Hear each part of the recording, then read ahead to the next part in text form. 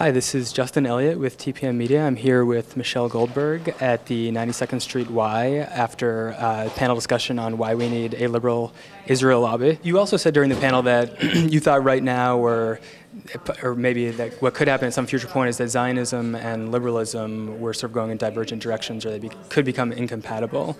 Can you elaborate on what you meant by that, and also do you think that is being grappled with by American Jews? My sense is that American Jews have never grappled with the inherent contradictions. There are inherent contradictions between Zionism and liberal democracy, at least as we understand it in the United States. I mean, liberals in the United States are not generally sympathetic to claims that one demographic group must predominate in a society and that steps must be taken to kind of shore up their power.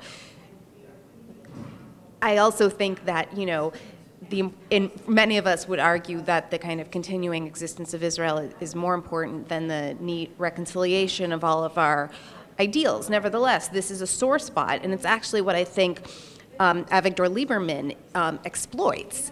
He is kind of Zionism without contradictions. And eventually, I think that's obviously the direction that we're heading in.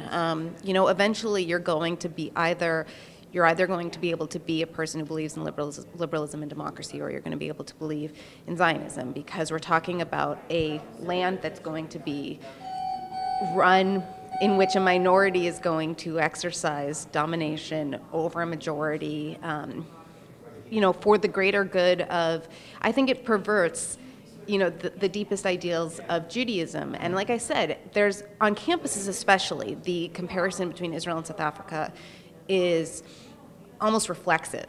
Everybody talks about Israeli apartheid and the apartheid wall, and the whole campaign of divestment is predicated on this comparison. And there's a lot of reasons that this comparison is not apt, but it becomes more apt by the day. And I actually think, I sometimes think that some of the hysteria in response to that comparison comes from kind of bad faith, that eventually, I think that there are people in the Jewish community who understand they're defending the indefensible. So there was also a lot of talk about, sort of segueing from this, about the urgency of a two-state solution, and we're running out of time. Have we already lost? Is it gone?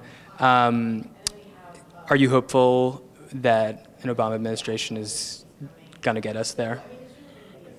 Well, it's not just about an Obama administration. I mean, can an Obama administration get us there with a Netanyahu administration? I mean, I'm hopeful that Obama will take the right steps, but we're so far away, and things in Israel are going in such a bad direction. The settlements are expanding.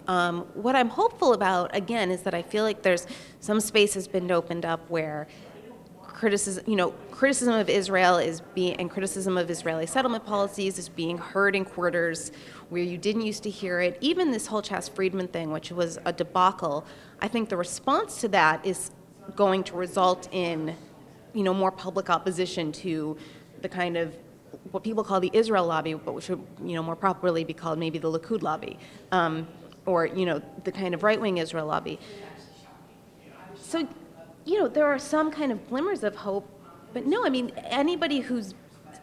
if you kind of go to the West Bank and you look at what's being done, you can see in front of your eyes prospects for peace, kind of eroding with each new plot being built.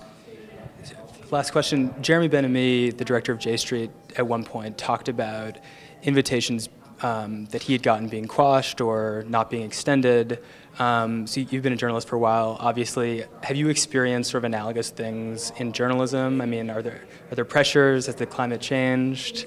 Anything personal in your experience? Yes. And to be honest, there are certain things that I am not going to talk about because I don't want this story to be about me. I think everybody knows that if you write certain things, you put yourself beyond the pale of certain publications, and not just the obvious ones like the New Republic. I mean, you take a certain stance and you consign yourself to the loony left. I think that is maybe becoming less and less true, but yes, there are certainly times when I've either been told straight out you can't write something, or there's also probably a degree of self-censorship as well.